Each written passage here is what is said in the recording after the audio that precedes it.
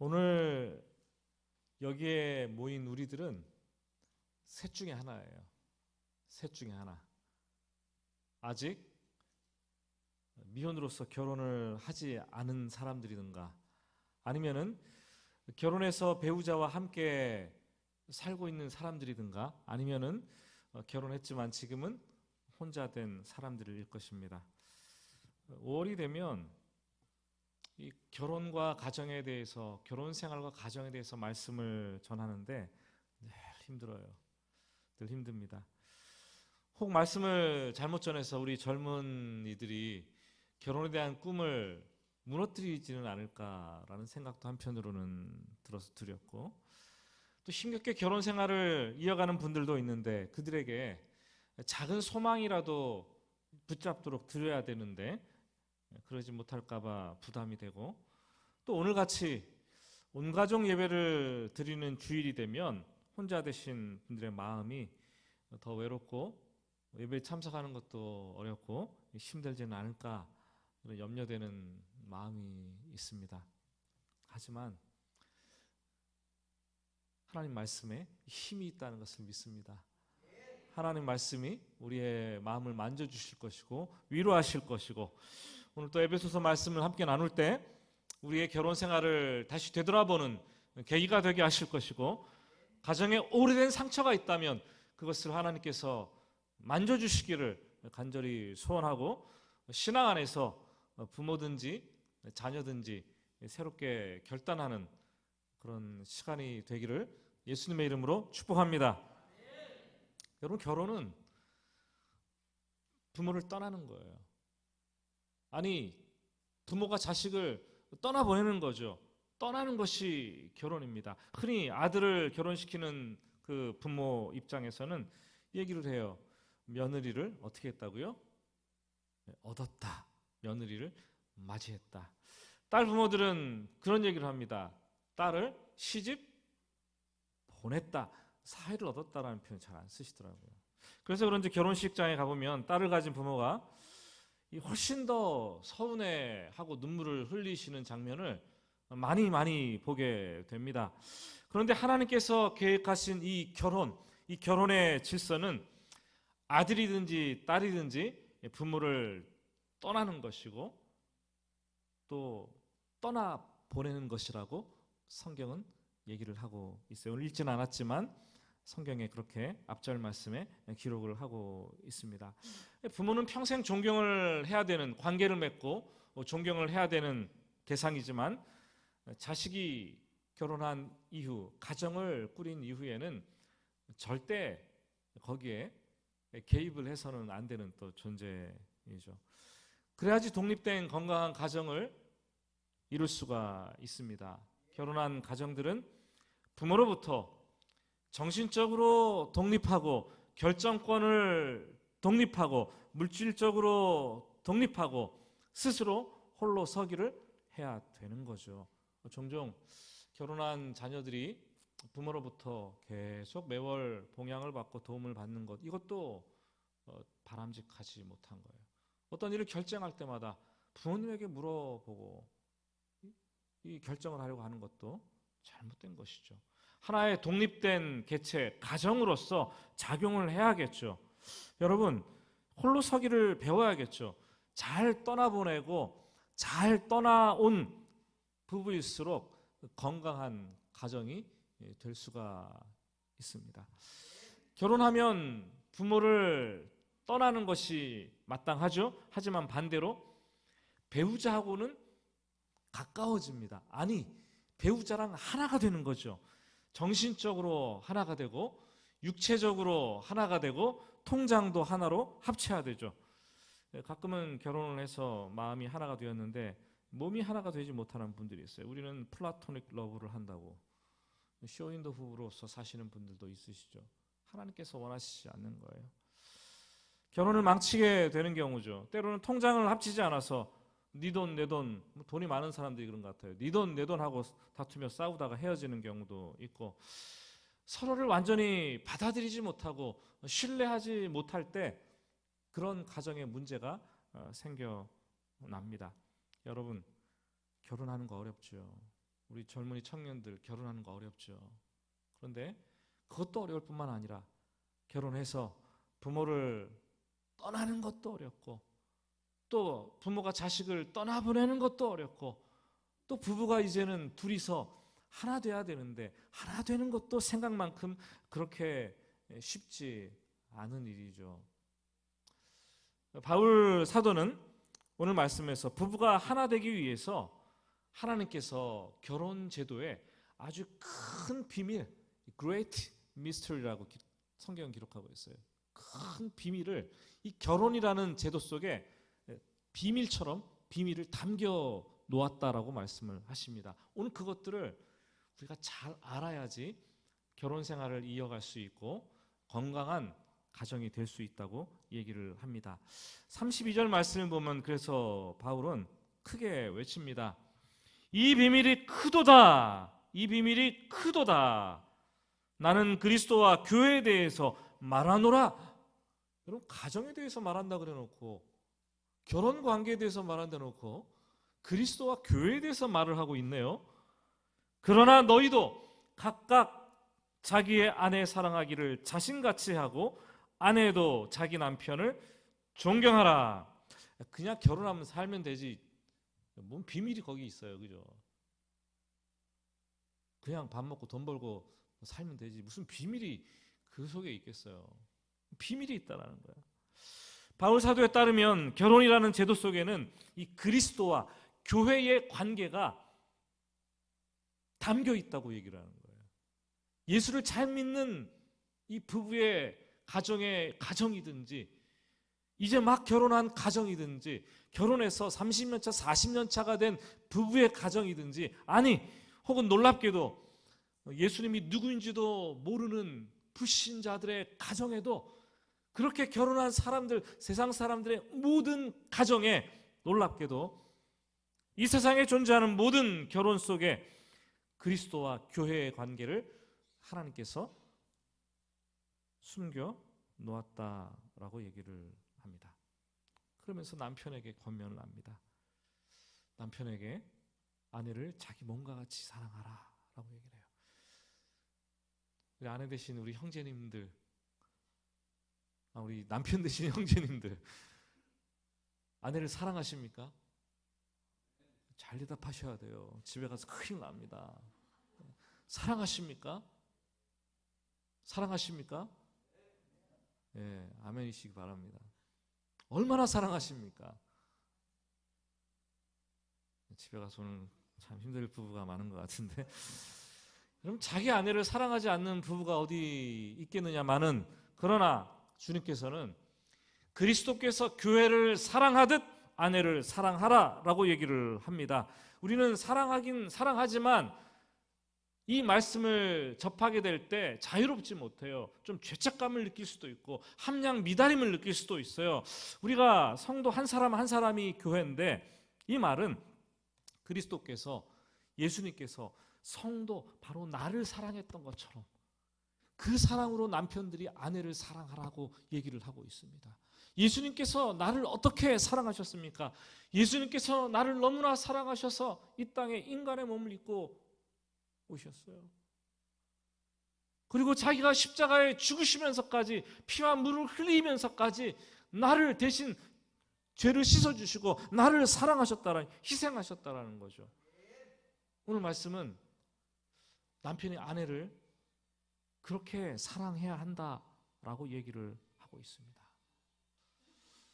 여러분, 여기서 이 사랑이라는 단어는 예수님의 자기 희생적이고 좀 무조건적인 사랑, 그럼에도 불구하고의 사랑을 말하는 아가페의 사랑이죠.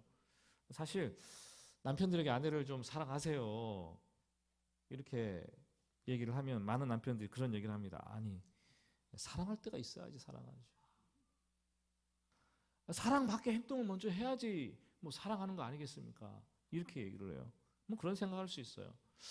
아내가 먼저 사랑을 주든지 복종을 나에게 잘 해주든지 순종을 하든지 그래야 내가 사랑할 거 아닙니까? 라고 우선순위에 대해서 따집니다. 근데 그것은 성경적인 남편의 아내 사랑 방법이 아니라고 분명하게 얘기를 하고 있습니다. 성경은 그리스도가 죄 많은 우리를 먼저 사랑하셨듯이, 내가 사랑할 만하지도 않는데 나를 사랑하셨듯이, 나를 보면 사랑할 조건이 하나도 없는데 무조건적으로 나를 사랑하셨듯이, 사랑할 만한 가치는 1도 없는데 그 가치를 보지도 않고 사랑하셨듯이, 사랑할 만한 행동을 하나도 하지 않았는데 전적으로 나를 무조건적으로 사랑하셨던 것처럼, 그럼에도 불구하고의 사랑을 하라고 얘기를 하고 있습니다.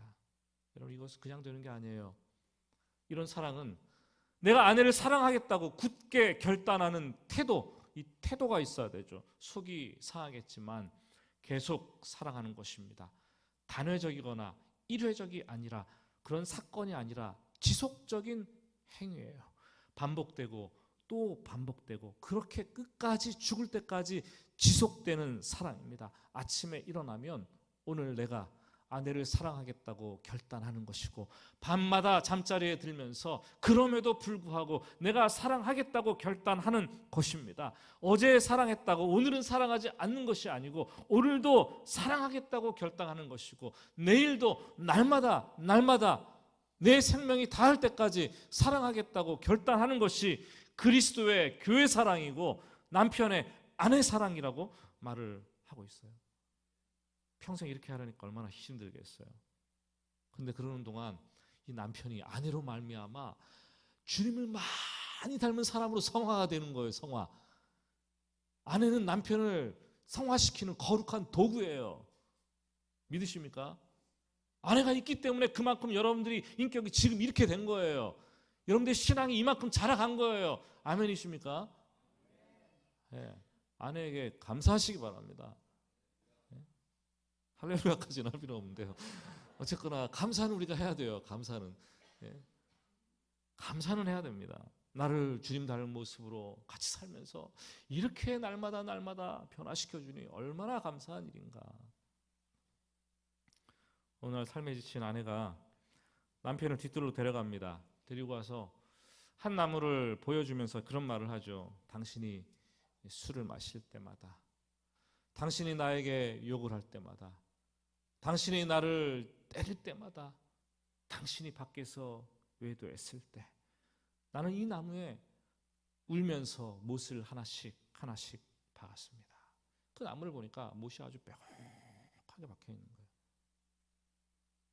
그날 밤 남편이 아내 몰래 크고 작은 수많은 못이 박힌 나무를 부둥켜 안고 엉엉 울었습니다.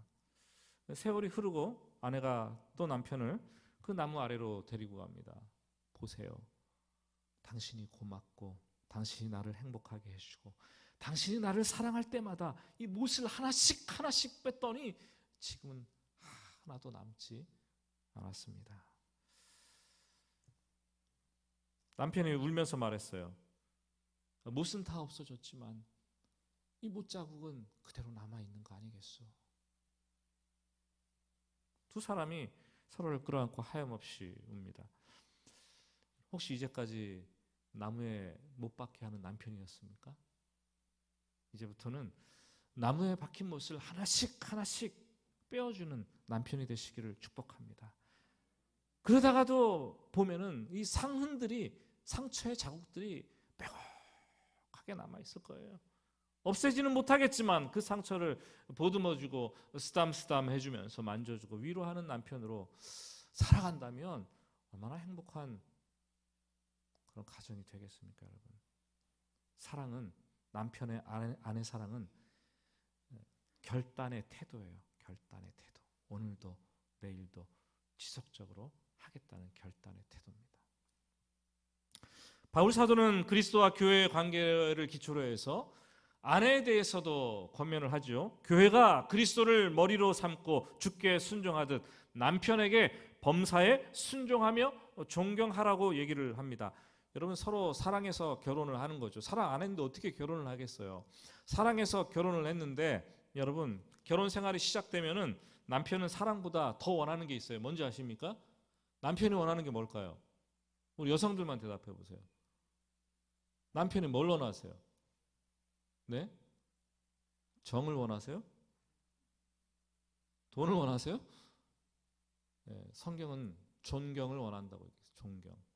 남편은 사랑이 아니라 사랑해서 결혼하지만 결혼하게 되면 아내의 존경을 먹고 잘한다라고 얘기를 하고 있습니다. 존경을 먹고 사는 존재로 변하는 거예요. 존경은 그냥 말로 하는 것이 아니라 이 순종의 옷을 입고 그 모습으로 나타나게 되어 있습니다. 남편이 좀 부족하고 별로 존경할 만한 구석이 없고 좀 못났어도 가장으로서의 영적 권리를, 이 권한을 인정해주고 순종하라는 말이죠. 순종은 억지로 복종하는 게 아니에요. 순종은 맹목적으로 맹종하는 것도 아니고 비굴하게 굴종하는 것도 아니고 내가 기꺼이, 내가 자발적으로, 내가 기쁨으로 그대로 하는 것이, 섬기는 것이 순종이라고 얘기를 했습니다. 남편은 순종을 통해서 아내가 나를 존경하고 있구나, 그것을 깨닫고 행복해합니다. 사람들이 누구를 만나게 되면 두 사람이든 세 사람이든 사람은 관계가 형성되잖아요. 이 만나게 되면 관계가 형성되고 관계를 맺으면 그 관계 속에는 관계의 질서라는 게 생기게 되어 있어요. 상하라든지 아니면 평등이라든지 이 관계의 질서가 생겨납니다. 그런데 그 질서가 생기면 그 질서에 따라서 이 권위가 또 권위가 부여되죠. 그래서 존경하기도 하고 동등하게 하기도 하고 뭐 이렇게 관계가 생겨나는 거예요. 권위는 사람들로부터 인정받고 신뢰받기 때문에 저절로 생겨나는 인격이 권위예요. 저절로 그냥 사람들이 나를 신뢰하고 존중해주고 하니까 이 권위가 생겨나는 거죠. 그런데 권위주의와는 또 다르죠. 권위주의는 다른 사람들로부터 나를 좀 존경하라고, 나를 인정해달라고 막 강요하는 것, 강요하는 인격이 가진 사람이 권위주의자가 되는 거예요. 만일 남편이 아내에게 당신 나를 존경해야지, 이게 뭐냐고 막 화를 내고 그러면 이거는 권위예요, 권위주의자예요. 예, 권위 있는 남편은 스스로 존경을 받는 거예요. 아내가 신뢰하게 되고 인정하게 되고. 근데 권위주의자 남편은 막 존경하라고, 이게 뭐냐고 윽박지르고 강요하게 되는 거죠. 비성경적인 남편의 모습일 수 있겠죠. 사실 대부분의 남자들이, 제가 뭐 남자지만 가만히 이렇게 여자를 이렇게 살펴보면은 남자들이 좀 더 동물적인 속성이 강한 것 같아요.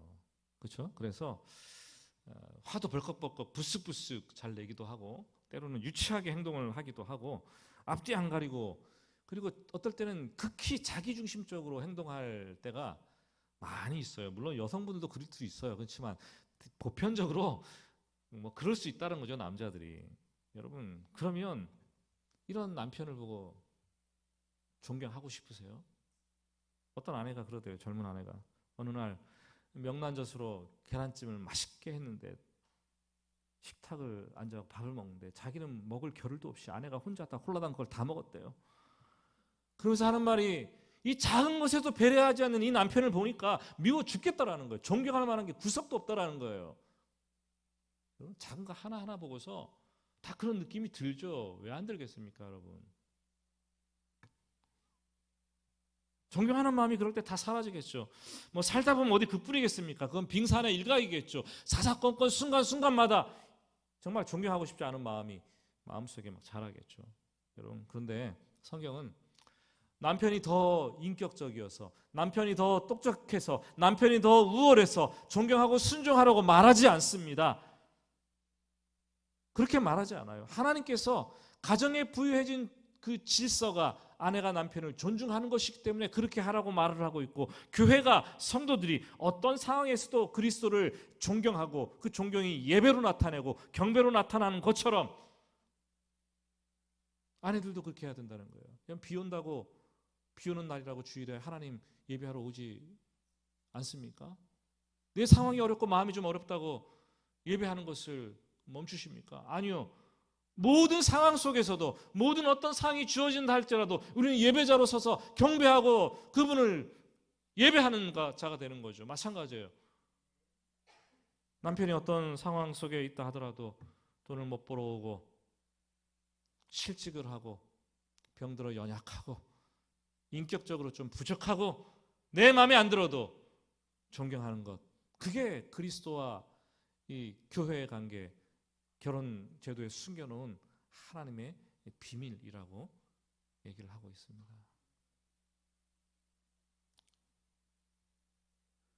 창세기 2장을 보면 하나님께서 첫사람 아담을 창조하시고 아담의 갈빗대를 뽑아서 하와 여자를 만드신 장면이 나옵니다. 그리고 이 얘기하기를 돕는 배필로 주셨다, 세웠다라고 얘기를 합니다. 영어로는 슈터블 헬퍼라고 되어 있어요. 슈터블 헬퍼. 슈터블이 뭡니까, 여러분? 슈트 그러면 이해가 되세요? 슈트? 양복 정장을 말하는 거 아니에요. 근데 슈터블 이런 표현이 있어요. 양복을 맞출 때 몸에 꼭 맞는 걸 맞추지 않습니까? 이 말은 다른 성경에는 fit, 옷을 입을 때 핏을 보지 않아요. 이게 잘 맞는 핏인가 안 맞는 핏인가 보지 않아요. 대부분 여성들은 자신의 남편을 돕는 배필이라고 생각하면은 상당히 자존감이 상하고 자존심이 상하고 부차적인 존재로 여겨서 기분이 나쁘다고 생각하는 경향이 있어요. 하지만 잘 생각해 보세요. 돕는 배필이라는 말은 돕는 사람이 누가 돕습니까, 여러분? 위에 있는 사람이 돕습니까? 아래 있는 사람이 돕습니까? 예? 좀 더 우월한 사람이 돕습니까? 열등한 사람이 돕습니까? 좀 더 뭔가 있고 좀 더 뭔가 도울 수 있는 능력이 있는 그런 사람들이 돕는 거 아니에요. 그렇게 보면은 이 돕는 배필이라는 말은 부차적인 존재라는 말이 아니라 남자들보다 여자들이 더 우월하다는 존재라고 말할 수도 있다라는 거예요. 아멘이십니까? 예? 하나님께서 무조건 부차적인 존재로 종속된 존재로 만드셨다라는 게 아니에요. 뭐 그렇다고 여성 여러분들이 뭐 환호성을 지를 필요도 없어요. 왜냐하면은 이 fit, 슈터블, 정말 부부가 둘이 합쳐져 가지고 몸에 꼭 맞는 한 몸, 이 퍼즐을 맞출 때 두 조각을 맞추면 탁 들어맞지 않습니까? 슈터블, fit. 이렇게 부부가 돼야 된다는 그것을 위해서 돕는 배필이라고 하나님께서 정의를 내렸어요.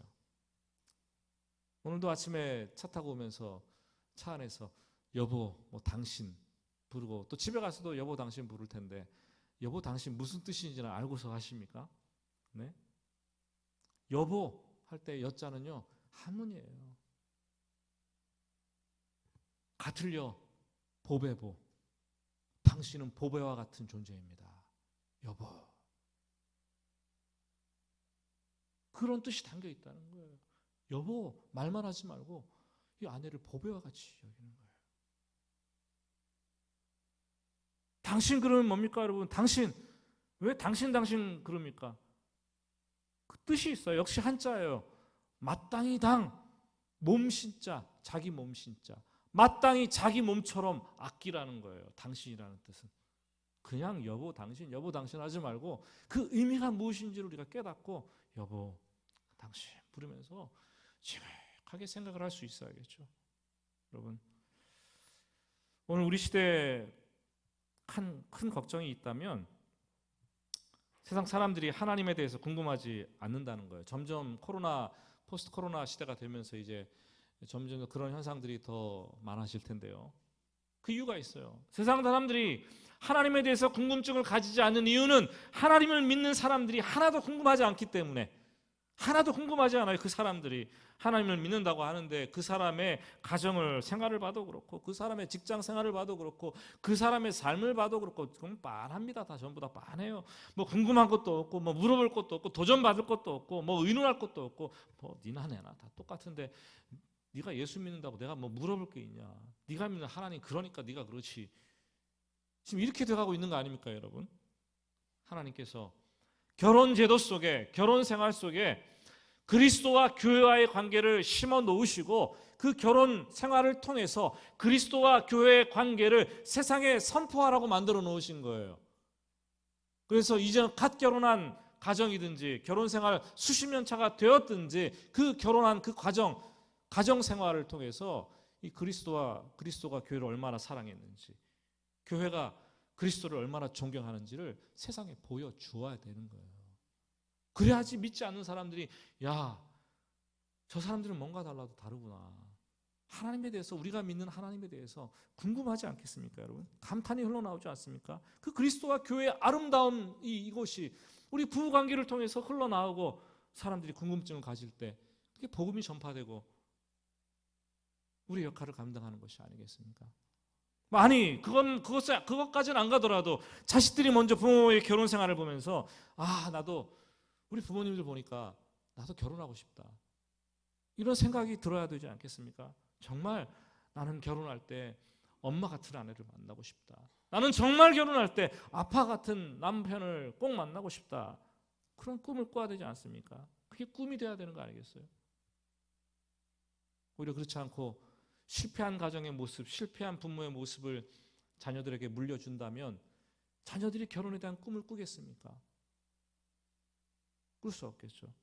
자녀들이 좋은 신앙의 토대 위에서 새로운 출발을 할 수 있도록 부지런히 우리는, 부모된 우리는 다음 세대에게 신앙의 모습을 전수해 줘야 됩니다. 에베소서 5장이 부부관계를 한마디로 그리스도와 교회의 관계라고 정의를 하면서 사랑과 존경이라고 규정을 합니다. 에베소서 6장으로 넘어오면 부모와 자녀의 관계에 대해서 얘기를 합니다. 사실 지금 부모와 자녀들의 관계가 적신호가 켜졌어요. 갈등이 있고 불순종이 있고 분노와 폐륜의 문제로 무너져 내리고 있어요. 부모가 자식을 고소하고 자식들이 부모를 고소하고 등 갈라서고 참 많이 있죠. 자녀들은 더 이상 부모를 공경하지도 않고 순종하지도 않는 시대로 자꾸 들어가는 것 같아요. 부모들이 자녀들을 노엽게 만들고 분노를 일으키게 만들기 때문이라고 오늘 말씀은 얘기합니다. 1절 말씀, 우리 1절 말씀 같이 읽어보겠습니다. 자녀들아, 주 안에서 너희 부모에게 순종하라. 이것이 옳으니라. 1절은 자녀들이 순종할 것을 얘기를 하는데 2절은 좀 단어를 바꾸어서 공경하라라고 얘기를 하고 있습니다. 여러분, 인간의 존재가 하나님으로부터 시작되었죠. 그리고 아들, 딸 되는 나의 존재는 부모로부터 시작되었어요. 부모가 나의 뿌리예요. 부모를 업신여기고 부모를 공경하고 순종하지 않는 사람들은 자기 정체성에 헷갈리는 거예요. 자기 뿌리를 모르는 사람들인 거죠. 부모를 부정하면 내 존재를 부정하는 것이고, 그렇기 때문에 부모를 순종하고 부모에게 순종하고 공경을 하는 것이 마땅하다라고 얘기를 합니다. 그렇게 보면은 가정에는 두 가지 관계가 존재해요. 하나는 이 남편과 아내의 이 수평적인 관계, 또 다른 하나는 이 부모와 자식 사이에, 이 자녀 사이에 수직적인 관계가 존재합니다. 그런데 이 남편과 아내가 맺는 수평적인 관계가 부모와 자녀가 맺는 이 수직적인 관계보다 친밀하지 못할 때, 좀 쉽게 말하면 부부끼리 친한 것보다 이 부모가 자식들하고 더 친할 때 그 가정을 엮이는 가정이라고 하는 거예요. 상담학에서 엮이는 가정. 예? 엮이는 가정이십니까? 부부끼리 더 친하십니까? 아니면은 부모와 자식 사이에 더 친하십니까? 그 엮이는 가정이 되면은 그 가정은 자녀들이 가장 우선되죠. 우선이 아니라 우상이 되겠죠. 자녀 중심으로 변하는 거예요. 남편과 아내는 별로 관심이 없는 거예요. 그냥 그럭저럭 막 살아내는 거고 오로지 자식에게만 관심을 두는 거예요. 상대방 배우자에게 관심을 두지 않기 때문에 그 관심이 다 자녀에게로 쏟아지는 거예요. 여러분, 그게 좋은 줄 아십니까? 자녀가 부담이 되는 거죠. 자녀들 좀 내버려 둬야지 자녀들도 행복하게 자라는 거예요. 그 관심을 탁 쏟아붓는 거예요. 남편이 아내에게 정을 주지 못하고 아내가 남편에게 정을 주지 못하니까 상대적으로 자식과 친밀해지기 시작하고 자식과 한편이 되고 자식에게 인정받으려고 하고 자신의 남편에 대한 서운함을, 아내에 대한 서운함을 자꾸 자식들에게 얘기를 하게 되고, 심하면 아빠는 아들 편이 되고 엄마는 딸 편이 되고 집이 나눠지는 거예요. 또 그럼 반드시 문제가 발생하죠. 가정의 위계 질서가 깨지고 자녀들은 부모를 더 이상 존경하지 않습니다. 나와 동등한 존재로 인식을 하고 수직적인 관계를 수평적인 관계로 인식하기 시작을 합니다. 예를 들어 볼게요. 아버지가 어머니에게 항상 욕하고 무시하고 술을 먹으면 구타하는 그런 가정이 있었어요. 그러면 남편과 아내와의 관계가 소원해지겠죠. 그럼 아내는 누구를 바라보고 살까요? 남편을 바라보고 살 수 있겠어요?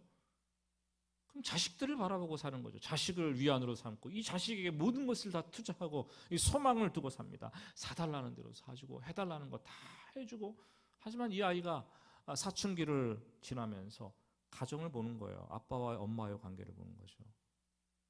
그러면서 엄마가 그렇게 잘해줬는데 엄마를 동등한 관계로 여기는 거예요. 왜냐하면 아빠와 종속된 관계로 묶여 있으니까 엄마가 자기와 동등하게 여기지는 거예요. 그러다가 결국 시간이 되면은 아빠가 하는 것처럼 엄마를 무시하기 시작을 합니다. 공부하라면 욕하고, 심지어 하루 종일 컴퓨터 한다고 컴퓨터를 끄면은 분노하고 화를 내면서 오히려 엄마를 때리기까지 하는 거죠. 실제로 그랬어요. 신방을 갔는데 어느 여집사님의 팔뚝에 온몸이 멍들어 있는 거예요. 집사님 왜 그랬어요? 무슨 일이 있어요? 얘기를 안 하는 거예요. 그러다가 얘기를 하는데 울면서 아들에게 맞아서 그랬다는 거예요. 아들에게. 그 아들이 고등학생이에요. 고등학생. 옛날에는 안 그랬는데 사춘기를 지나면서 아들이 그런 일을 하더라는 거죠. 아들과의 관계가 큰 문제라고 얘기를 했어요. 여러분, 아들과의 문제가 큰 게 아니라 문제의 근원은 남편과 아내와의 관계가 문제가 있기 때문에 그런 일들이 일어나는 거죠. 이 수평적인 관계가 깨졌기 때문에, 이 수직적으로 남편이 아내를 대하기 때문에, 이 남편이 아들을 수직적으로 대하는데 똑같이 아내와 그 엄마와 아들이 수평적인 관계가 되어서 부모의 엄마의 권위가 사라지는 거죠. TV 프로그램에 우리 아이가 달라졌어요라는 프로그램 많이 했잖아요. 지금도 하는지는 모르겠는데 그 이 얘기를 보면 맨 하나같이 얘기하는 게 부모가 달라졌더니 아이가 달라졌다는 얘기를 하더라고요. 예? 제목을 바꿔야 돼. 제목부터 부모가 달라졌어요 이렇게 얘기해야 돼요. 부모 관계가 건강해지면 자녀들은 자동적으로 부모를 존경합니다. 아빠가 존경하는 사랑하는 엄마를 자식이 어떻게 무시할 수 있어요? 엄마가 존경하는 남편을 어떻게 자식들이 무시를 할 수 있어요? 지혜로운 가정은 그 관계를 살려내는 거예요. 존경하고 순종적인 관계. 이 부부간에 이런 관계가 맺혀지면 건강한 에너지가, 영적인 에너지가 자녀들에게 전달되어서 자녀들이 부모를 존경하고 순종하는 그런 모습으로 나타나게 됩니다. 4절 말씀을 보시면 이런 말을 해주고 있네요. 같이 4절을 읽습니다. 또 아비들아 너희 자녀를 노엽게 하지 말고 오직 주의 교훈과 훈계로 양육하라. 아비들아라고 시작하지만 이거는 통칭 아버지와 어머니를 모두 포함한 부모들에게 하시는 말씀입니다. 자녀들이 마음에 분노나 반감이나 복수심을 품도록 하지 않도록 하라는 거죠. 죄로 인해서 타락한 인간의 마음은 이 잘못된 권위를 만나게 될 때 거기에 맞서고 거기에 분노를 일으키고 거기에 대항하려는 이 감정이 극으로 올라오게 되어 있어요. 권위가 잘못되면 분노를 일으키게 되어 있어요. 그게 자녀의 노여움과 분노의 감정이 영혼을 병들게 하죠. 그래서 다 큰 사람들, 집사님들 상담해보면 어렸을 때 내가 부모로부터 이런 상처를 받았는데 그거 해결 못해갖고 지금 내가 이렇게 힘들고 내가 또 자녀에게 또 그렇게 하고 있다고 말하는 분들이 너무나 많이 있습니다. 부모들이 자녀를 노엽게 하는 경우가 여럿 있는데 몇 가지 경우를 얘기해 볼게요. 혹시 자녀들도 같이 온 가족 예배를 드리는데 이런 것 때문에 우리 부모, 엄마, 아빠한테 서운한 것이 있었다 한번 생각해 보세요. 첫 번째, 자녀들이 잘못했을 때 엄마 아빠가 이성적으로 차분하게 타이르면서 혼내야 되는데 화난 감정을 추스리지 못하고 격하게 혼낼 때 분노가 생겼다. 자녀들 손 들어보세요. 괜찮습니다. 손 내리세요. 두 번째, 부모가 잘못했는데 분명히 잘못을 인정하지 않고 자녀에게 나에게 용서도 구하지 않았다. 이런 경우 있어요. 부모라도 잘못을 했을 때 무릎 꿇고 용서를 구해야겠죠. 그게 아이들이 그걸 보고 배우는 거겠죠. 세 번째, 자녀들이 각각 기질과 타고난 성품 재능이 있는데도 불구하고 자꾸 부모가 다른 아이들과 비교를 한다. 분노가 생긴대요. 부모가 자녀와 약속을 했는데 약속을 지키지 않을 때 실망을 하게 되고, 이런 상황이 자꾸 반복되면 실망으로 끝나는 것이 아니라 실망이 분노로 된다. 약속을 부모님들이 지키지 않아서 실망하고 분노하는 자녀분들 계십니까? 다섯 번째, 부모가 자녀를 인격체로 존중해주지 않고 다른 사람이 있는 데서 야단을 칠 때 치욕스럽고 분노가 생긴다. 그렇죠. 창피하죠. 왜 이렇게까지 하셔야 되나? 여섯 번째, 자식들이 여러 명이 있을 때 편애를 한다. 편애. 이것 때문에 또 상처가 평생을 가시는 분들도 또 있어요. 여러분, 부모의 태도가 날마다 자식들의 분노를 일으킵니다. 아이들이 힘이 없어서 그렇지 지금 참고 있는 것뿐이지, 여러분, 부모에게 직접 그 분노가 폭발하는 것이 오히려 건강한 가정이에요. 아이가 말을 하고 화를 내고 오히려 그러는 게 그 건강한 가정의 지표라는 거죠. 그렇게 하지 않으면, 분노가 이 가정에서 해소되지 않으면 이 분노가 자꾸 밖으로 흘러가는 거예요. 밖으로 흘러가게 되면 학교에서 문제를 일으키고 사고를 치게 되는 거죠. 친구들 사이에서 이게 불거져 나오는 거죠. 여러분, 사람들은 하나도 독립적으로 존재하는 사람이 없어요. 다 연결되어 있어요. 부모와 자녀가 연결되어 있고, 우리 집 자녀와 다른 집 자녀가 연결되어 있고, 한 가정의 문제가 학교의 문제로 연결되고, 그 학교의 문제가 사회의 문제로 연결되는 거예요. 그 사람이 왜 그런가를 보면은 다 연결돼 있는 거예요. 근데 그 근원이 부모일 경우가 많죠. 가정에서 오늘 말씀, 부모가 자녀를 노엽게 하지 말라는 말은 보통 심각한 말이 아니에요. 사회를 구조 변화시키고 개혁할 것이 아니라 한 가정을 변화시키는 게 사회를 바꾸는 가장 지름길이에요.